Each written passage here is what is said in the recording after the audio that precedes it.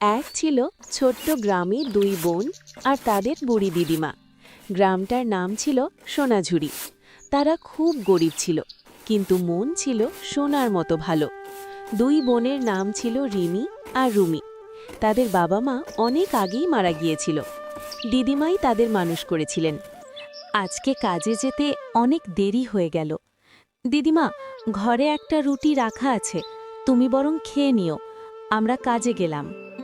আরে আরে, দাঁড়া দাঁড়া, তোরা কি না খেয়ে বেরোবি নাকি? শোন তোরা, যে রুটিটা আছে সেটা আমি একলা খাবো নাকি?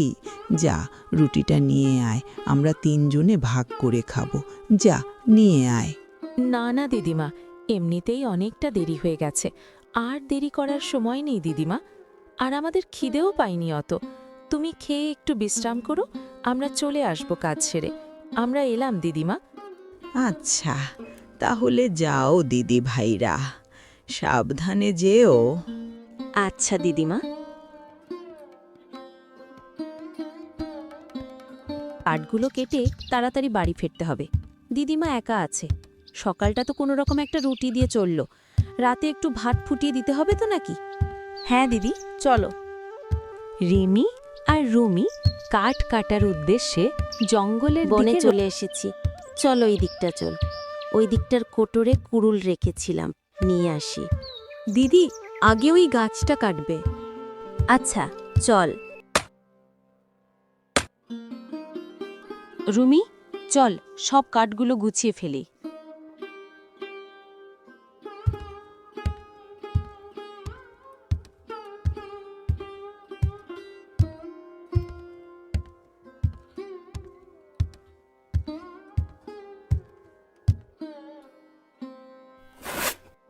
বাহ, কাঠগুলো তো ভালোই লাগছে, বেশ শক্তপোক্ত। হ্যাঁ শোন, আমি রাখছি সবগুলো কাঠ, আর এই নে টাকা। হ্যাঁ দাদা, ভালো কাঠ। আমরা বনে থেকে এক্ষুনি কাঠগুলো কেটে নিয়ে আসলাম, কিন্তু কটা টাকা, এর দাম তো আরো বেশি হবে দাদা। যদি আর কটা টাকা বেশি দিতেন তাহলে খুব ভালো হতো। কি কি বললি? আর কত টাকা বেশি দেব? এই শোন, এই কাঠের বিক্রি মূল্য এর চেয়ে বেশি আর কেউ দেবে না। হ্যাঁ, নয়তো যা, নিয়ে যা, কাঠগুলো অন্য জায়গায় বিক্রি কর, যা। না না দাদা, কাঠগুলো আপনিই রাখুন। আপনার কাছে আমরা কাঠগুলো বিক্রি করেছি, আর আপনি যা দিয়েছেন তাতেই আমাদের হবে। চল রে দিদি।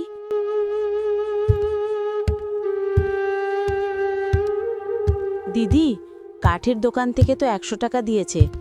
এখন বাজারে তো চলে এলাম, এবার কিভাবে কিনবি চাল ডাল সবজি? দাঁড়া দেখি, চল আগে। কত টাকার দেব সবজি? 20 টাকার দাও। কি 20 টাকার সবজি দেব? তোদের মাথা ঠিক আছে তো? সবজির যে দাম 20 টাকার, শুধু দুটো আলু পাবি, নিবি? 20 টাকায় কোনো সবজি দেওয়া যাবে না। ও আচ্ছা, তাহলে আমাদের 50 টাকার সবজি দাও দাদা। 50 টাকার? আচ্ছা দিচ্ছি। এই মে।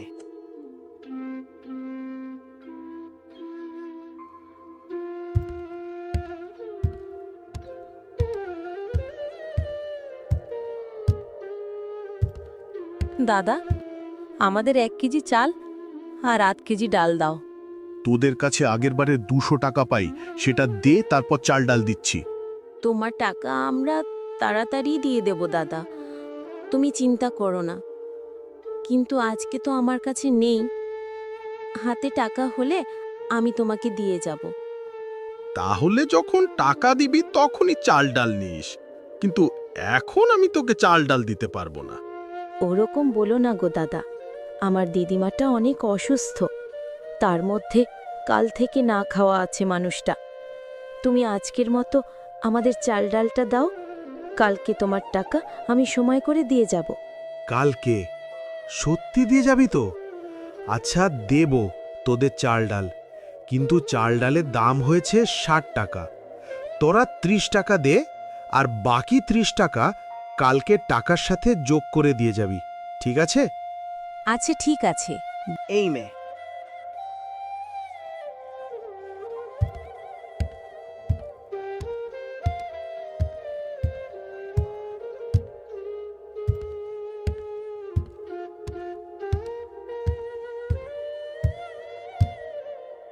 এই দিদি, তুই যে বললি কালকে দোকানদারকে সব টাকা দিয়ে দিবি, কোথা থেকে দিবি রে দিদি? কালকে দেখি সকাল সকাল ঘুম থেকে উঠে বনে যাব, তারপর অনেক কাঠ কাটব, সেই কাঠ বিক্রি করে দোকানের টাকা শোধ করতে হবে। আমিও তোর সাথে যাব দিদি, আমাকে সকালে তুলে দিস। কি রে, তোদের এতক্ষণে আসার সময় হলো বুঝি? হ্যাঁ দিদিমা, আজকে আসতে একটু দেরি হয়ে গেল। তুমি বাইরে দাঁড়িয়ে আছো কেন? চলো ঘরে চলো দিদিমা। আচ্ছা চল।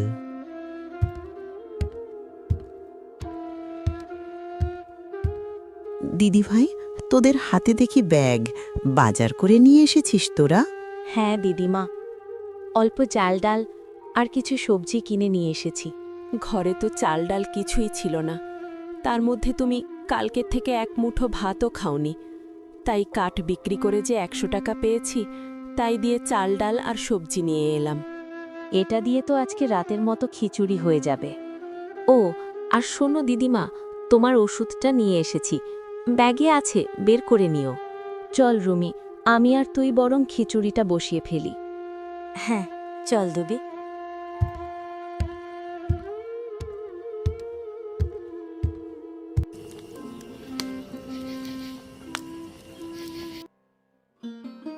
নাও, তোমরা খাওয়া শুরু করো দিদিমা। বাহ, কি সুন্দর হয়েছে খিচুড়িটা, আর কি ঘ্রাণ বেরিয়েছে রে বাবা। খুব ভালো রেঁধেছিস রে দিদি ভাইরা। দেখতেও কি সুন্দর হয়েছে খিচুড়িটা, মনে হয় খেতেও দারুণ মজা হয়েছে। হয়েছে হয়েছে, আর বলতে হবে না। এবার খাওয়া শুরু করো তো দেখি, এমনিতেই সবাই সারাদিন না খাওয়া। হ্যাঁ, খাচ্ছি দিদি ভাই। আজকে যদি তোরা কাজ না করতি, নইলে আর খেতে পেতাম না রে দিদি ভাই। শুধু তোদের জন্য আমি খেতে পাই। আমাদের যে ভালো দিন কবে আসবে রে দিদি ভাই? আসবে দিদিমা, আসবে। তুমি দেখো, ভালো দিন আমাদের আসবে। এবার তুমি খেয়ে নাও, না হলে খিচুড়িটা ঠান্ডা হয়ে যাবে।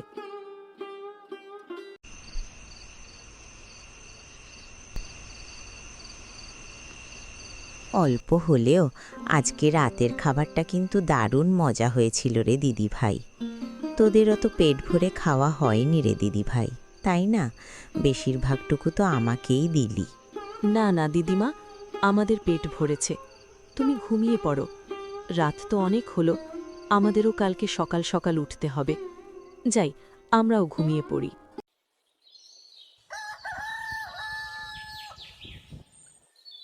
রিমি আর রুমি সকাল সকাল কুড়ুল হাতে নিয়ে বেরিয়ে পড়ল কাঠ কাটার জন্য বনের উদ্দেশ্যে।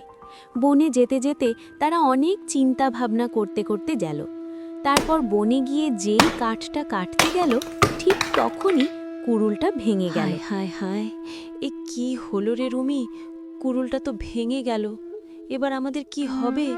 কাঠ তো কাটতেই পারলাম না, কিভাবে দোকানে টাকা শোধ করব আজকে? হ্যাঁ দিদি, আর বাড়িতেই বা কিভাবে চাল ডাল কিনে নিয়ে যাব আমরা?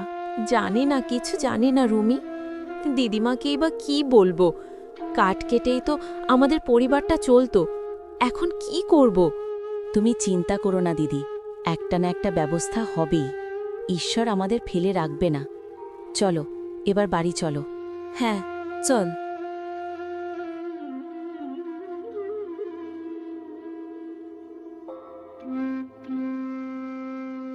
দেখ দিদি, কি সুন্দর একটা কুমড়োর চারা গাছ পড়ে আছে, কে যেন ফেলে গেছে গাছটা। চল দিদি, গাছটা আমরা নিয়ে যাই। হ্যাঁ রে রুমি, আমিও এটাই ভেবেছি। চল নিয়ে যাই গাছটা বাড়িতে, উঠোনে লাগিয়ে দিলে 2-1টা কুমড়ো ধরলে তাও খাওয়া যাবে। চল।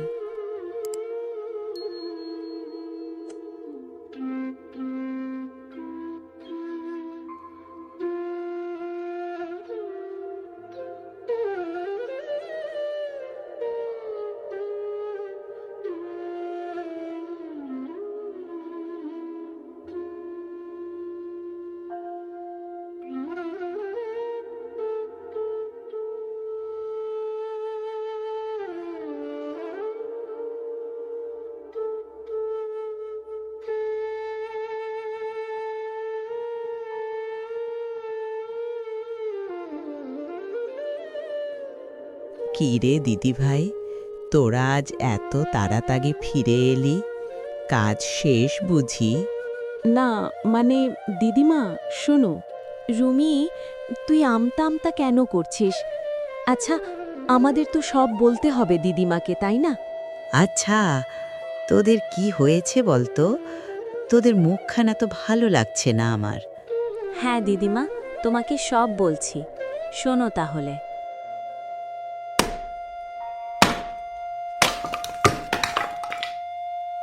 হায় হায় হায়, এ কি হলো রে রুমি? কুড়ুলটা তো ভেঙে গেল। এবার আমাদের কি হবে? কাঠ তো কাটতেই পারলাম না। কিভাবে দোকানে টাকা শোধ করব আজকে? হ্যাঁ দিদি, আর বাড়িতেই বা কিভাবে চাল ডাল কিনে নিয়ে যাব আমরা? জানি না, কিছু জানি না রুমি। দিদিমাকেই বা কি বলবো? কাঠ কেটেই তো আমাদের পরিবারটা চলতো, এখন কি করব? তুমি চিন্তা করো না দিদি, একটা না একটা ব্যবস্থা হবেই। ঈশ্বর আমাদের ফেলে রাখবে না। চলো এবার বাড়ি চলো। হ্যাঁ চল। কি বলছিস রে দিদি ভাই? এবার তবে কি হবে? আমাদের সংসারটা চলবে কি করে? আমাদের তো আর অন্য কোনো আয় নেই। কিভাবে এখন পরিবারটা চালাবো সেটাই তো ভাবছি দিদিমা। কি করব এখন আমরা? এতদিন ধরে ওই কুড়ুলটা আমাদের সাথে ছিল বলে আমরা সংসারটা চালাতে পেরেছি, আর এখন সেই কুড়ুলটাই তো নেই। দিদিমা তোমরা চিন্তা করো না, একটা না একটা ব্যবস্থা হয়েই যাবে। হ্যাঁ রে রুমি, তুই ঠিক বলেছিস। আমাদের সবার মনে ঈশ্বরের ওপর বিশ্বাস রাখতে হবে। আচ্ছা রুমি, তুই দিদিমার কাছে থাক, আমি আসছি একটু রিনা কাকিমার বাড়ি থেকে।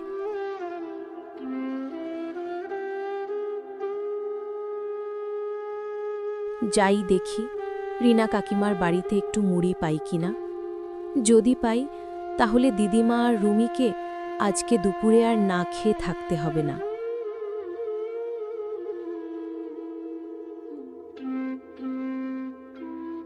রিনা কাকিমা, ও রিনা কাকিমা, বাড়িতে আছো নাকি? কে এলি রে? আসছি, দাঁড়া। ও রিমি, তুই? হ্যাঁ বল। হ্যাঁ কাকিমা, আমি। কেমন আছো তুমি? আছি রে, ভালোই আছি। তা তুই এই দুপুরে আমার বাড়িতে? সব ঠিক আছে তো? আর তোর দিদিমা, সে ভালো আছে তো? হ্যাঁ কাকিমা, সবাই ভালো আছে।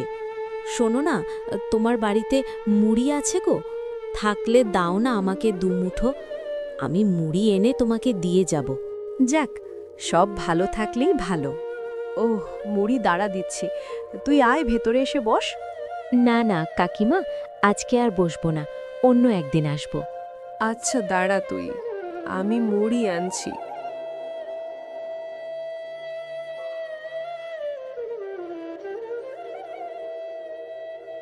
এই নে। আচ্ছা কাকিমা, আমি বরং আসি এবার। দিদিমা আর বোন বসে আছে আমার জন্য। তুমি সময় পেলে আমাদের বাড়ি এসো। আচ্ছা।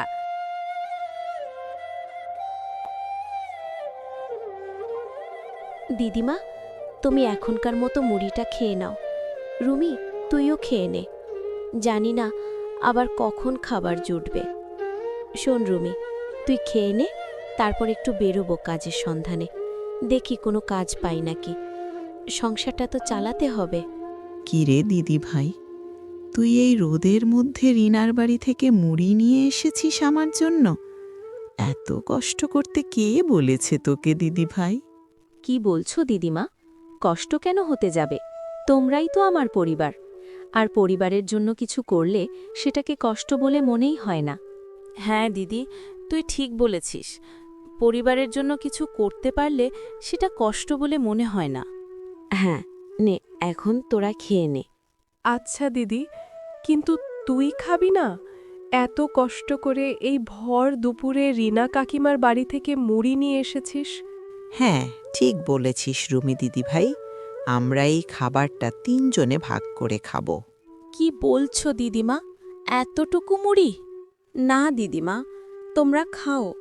থাক, এতটুকুই, তাও আমরা ভাগ করেই খাবো। এই আর্থিক কষ্টের সময়ে আমাদের সবাই সবার পাশে থাকতে হবে, আর তার জন্য খাবারেরও প্রয়োজন আছে নাকি। নে, শুরু কর তোরা। আচ্ছা ঠিক আছে, খাচ্ছি আমি। রিমি আর রুমি কাজের সন্ধানে বেরিয়ে পড়ল। হাঁটতে হাঁটতে তারা গেল সেই কাঠুরের দোকানে, যেখানে তারা প্রতিদিন কাঠ বিক্রি করত। কিন্তু সেখানে কোনো কাজ পেল না। তারপর তারা গেল অন্য এক মুদি দোকানে, সেখানেও কোনো তারা কাজ পেল না। রিমি আর রুমি সারাদিন অনেক কষ্ট করেও কোনো কাজ পেল না। তাই তারা বাড়ির দিকে রওনা হলো। বাড়ি যেতে যেতে তাদের সন্ধে ঘনিয়ে এলো। দিদি ভাইরা, তোরা যে দুপুরে বেরোলি কাজের জন্য, কোনো কাজ কি পেলি? না দিদিমা, এখনো কোনো কাজ পাইনি, তবে পেয়ে যাব, তুমি চিন্তা করো না। চিন্তা তো হবেই রে দিদি ভাই, কাজ না হলে তো আর আমাদের বাড়ির চুলো জ্বলবে না। হ্যাঁ দিদিমা, কি করব বলো? কাজের জন্য তো গেছিলাম, কিন্তু কিছুই হলো না। আজকের মতো রাতটা না খেয়েই কাটাতে হবে দিদিমা। তুমি একটু কষ্ট করে আজকের রাতটা কাটতে দাও দিদিমা। কালকে একটা ব্যবস্থা করব, দেখো। আমি অক্ষম দিদিমা, নিজের ছোট বোন আর দিদিমাকে খাওয়ানোর ক্ষমতা আমার হচ্ছে না। না না দিদি ভাই, কি বলছিস তুই? তোদের তো আমার খাওয়ানোর কথা, আর তোরা কিনা এখন আমাকে খাওয়াচ্ছিস। একে আমার আর ভালো লাগে না রে দিদি ভাই। দিদিমা, তুমি আর কেঁদো না দিদিমা, তোমার শরীর খারাপ হয়ে যাবে। আর তুমি কি বলছো বলো তো? তুমি আমাদের কিভাবে খাওয়াবে বলো? তোমার সবসময় কি শরীর ভালো থাকে? আর আমরা থাকতে তুমি কেন কাজ করবে দিদিমা? সেটা কি আমরা তোমাকে করতে দেব বলো? তোরাও কাঁদছিস দিদি ভাই, আর কাঁদিস না তোরা। যা, গিয়ে ঘুমিয়ে পড়। হ্যাঁ, কান্না বন্ধ কর রুই। চিন্তা করো না দিদিমা, যা হবে ভালো হবে। তুমি এবার ঘুমিয়ে পড়ো দিদিমা। চলো রুমি, আমরাও ঘুমিয়ে পড়ি। হ্যাঁ দিদি, চল।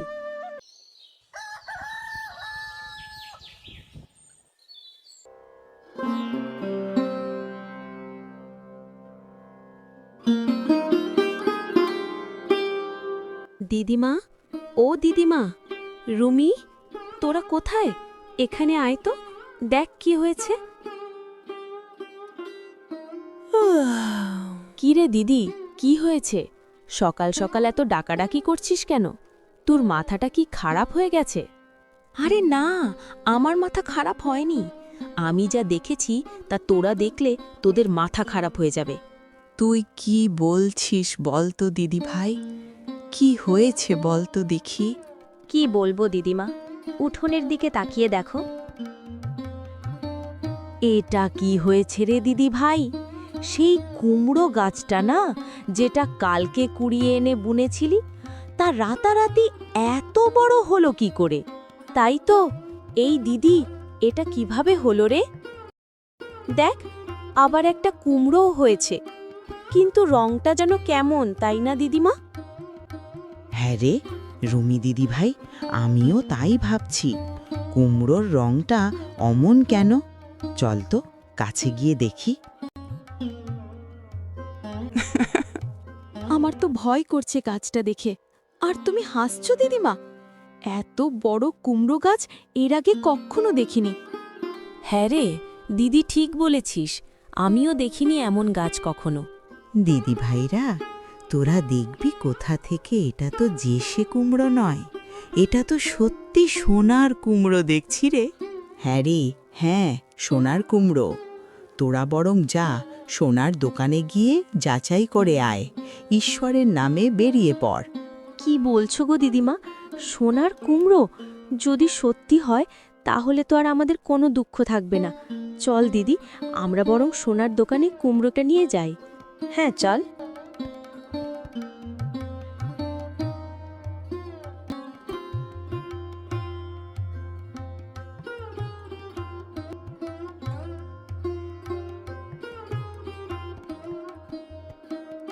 কিরে, এটা কি এনেছিস? দেখো না রঘু দাদা, এইটা সোনার কিনা।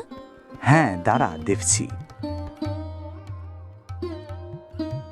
রুমি, যদি সত্যি দিদিমার কথা ভুলে যায় না, মানে যদি সত্যি কুমড়োটা সোনার হয়, তাহলে আমাদের আর কষ্ট থাকবে না, আর না খেয়েও থাকতে হবে না দিদিমার। দেখি রঘু দাদা কি বলে। হ্যাঁ রে দিদি, আমিও তো সেই আশাতে আছি। ওই তো রঘু দাদা আসছে।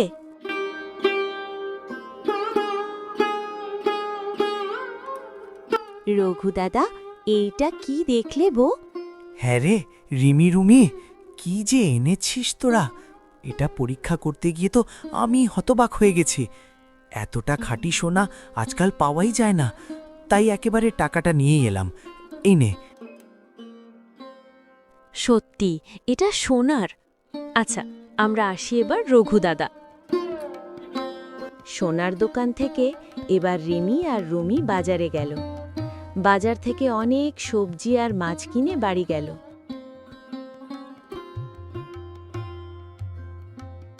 দিদিমা, দেখো কত টাকা, আর তোমার কথাই সত্যি হয়েছে। ওই কুমড়োটা সোনারই ছিল, আর ওইটা বিক্রি করে দেখো কত টাকা দিয়েছে। সৃষ্টিকর্তা তাহলে মুখ তুলে চেয়েছেন। আমি বলেছিলাম না দিদিভাই যে ওটা সোনার, আর সোনা দেখলেই বোঝা যায়। যাক, অনেক ভালো হয়েছে। আমাদের দুঃখ গেল তাহলে, বলো দিদিভাই। আর তোদেরও বাইরে আর কষ্ট করে কাজ করতে হবে না। এখন ভালোভাবেই আমাদের দিন কেটে যাবে। হ্যাঁ দিদিমা, তুমি ঠিক বলেছ, আর আমাদের কোনো কষ্ট থাকবে না। আর দেখো দিদিমা, বাজার থেকে ইলিশ মাছ নিয়ে এসেছি তোমার জন্য। আজকে তোমাকে মজা করে ইলিশটা রান্না করে দেব। কি বলছিস দিদিভাই? তোরা ইলিশ মাছ এনেছিস? ভালো করেছিস দিদিভাই, অনেক দিন হয় খাই না। সে কবে ইলিশ খেয়েছিলাম তাও ভালো করে মনে নেই। আজ বেশ জমিয়ে খাওয়া যাবে বল দিদিভাইরা। যা, তোরা তাড়াতাড়ি রান্নাটা করে নে। হ্যাঁ দিদিমা, যাই রান্না করে নিয়ে আসি, তারপর তুমি মন ভরে খেও।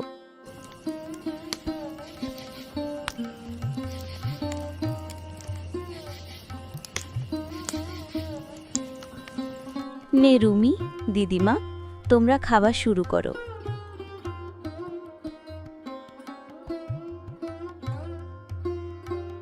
হ্যাঁ দিদিভাই, খাচ্ছি। বাহ, ইলিশটা তো খুব সুন্দর রেঁধেছিস দিদিভাই। কতদিন পর ইলিশ মাছ খাচ্ছি বল। আজ বেশ জমিয়ে খাওয়া যাবে। তুইও নে দিদিভাই। হ্যাঁ রে দিদি, অনেক লোভনীয় হয়েছে রে রংটা। আচ্ছা আচ্ছা, হয়েছে, এবার তো খাওয়া শুরু কর তোরা। তারপর রিমি, রুমি আর ওদের দিদিমার জীবনে কোনো আর্থিক কষ্ট থাকে না।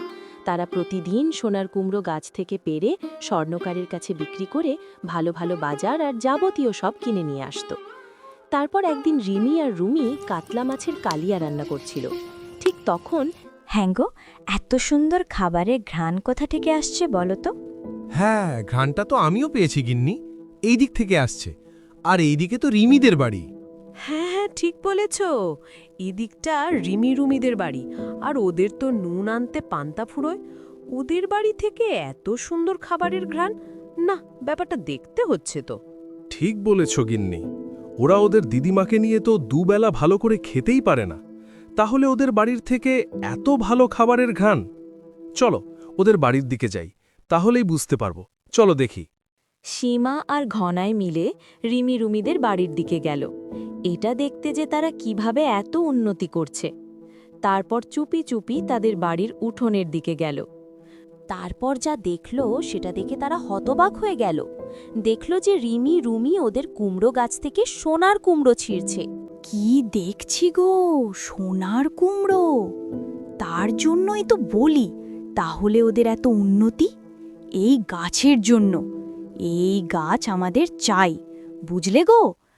আজ রাতেই আমরা আবার আসব, এসে গাছটা একদম উঠিয়ে নিয়ে যাব, বুঝলে? বুঝেছি গিন্নি, বুঝেছি। এবার তাড়াতাড়ি চলো বাড়ি যাই।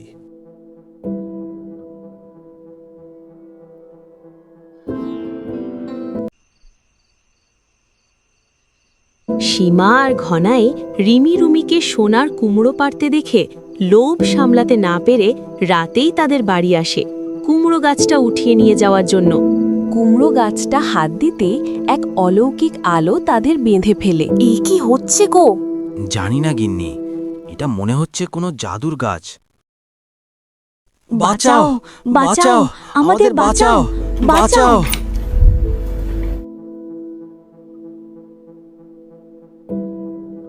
আরে আরে সীমা কাকিমা, ঘনাই কাকা, তোমরা এত রাতে আমাদের বাড়িতে কি করছো? আর তোমাদের এই অবস্থা কি করে? এত রাতে আমাদের বাড়ি এরা কি করছে বুঝতে পারছিস না দিদি ভাই? এরা আমাদের কুমড়ো গাছটা চুরি করতে এসেছিল মনে হয়, তাই ওদের এই অবস্থা। কি বলছো দিদিমা? এরা এত রাতে চুরি করতে এসেছিল? ভুল করেছি কাকিমা, ক্ষমা করে দে রিমি, আর কখনো এমনটা হবে না। হ্যাঁ রিমি, রুমি, কাকিমা, তোমাদের সকলের কাছে আমরা ক্ষমা চাইছি। আমাদের ক্ষমা করে দাও গো। এবার আমাদের এর থেকে মুক্তি দাও। তুমি ভুল বলছো কাকা, তোমাদের এই অবস্থার পেছনে তোমরাই দায়ী, তাই তোমাদের কোনো সাহায্য আমরা করতে পারবো না। একদম ঠিক বলেছিস দিদি ভাই। এই কুমড়ো গাছ হলো ঈশ্বরের দান। এর যারা ক্ষতি করতে চাইবে তাদের তো এই অবস্থাই হবে, তাই না? হ্যাঁ দিদিমা, ওদের শাস্তি পাওয়ার দরকার আছে। ওরা যে সাহস দেখিয়েছে তার জন্য ওদের এইটাই প্রাপ্য।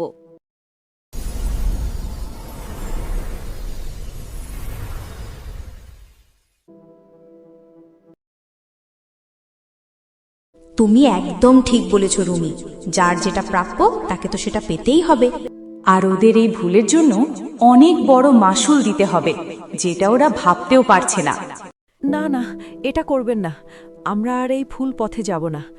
আমরা যা করেছি তার জন্য আমরা ক্ষমা চাইছি। আমাদের ক্ষমা করে দিন। হ্যাঁ, তোমাদের গাছ তোমাদেরই থাক, শুধু আমাদের ছেড়ে দাও গো। বনপরি, আমার মনে হয় এরা এতবার করে যেহেতু বলছে, তাহলে ওদের একটা সুযোগ দেওয়া উচিত। বনপরি, এনাদের ক্ষমা করে দাও। হ্যাঁ পরি, আমার মনে হয় আপনি ওদের ক্ষমা করে দিন। ওরা যেহেতু ওদের ভুল বুঝতে পেরেছে, ওরা আর এরকম করবে না। আচ্ছা ঠিক আছে, তোমাদের কথা ভেবে আমি ওদের ক্ষমা করে দিলাম, কিন্তু যদি ওরা পরবর্তীতে আবার এমন কাজ করেছে তাহলে আর ওদের রক্ষা নেই, বুঝলে সীমা? ঘনায় যাও, চলে যাও তোমরা।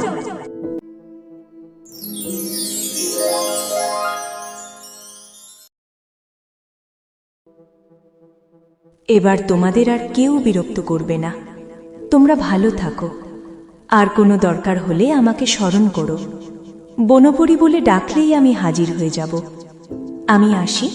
হ্যাঁ, তুমি যে উপকার করেছো তা কোনোদিন আমরা ভুলব না। তুমিও ভালো থেকো বনপরি।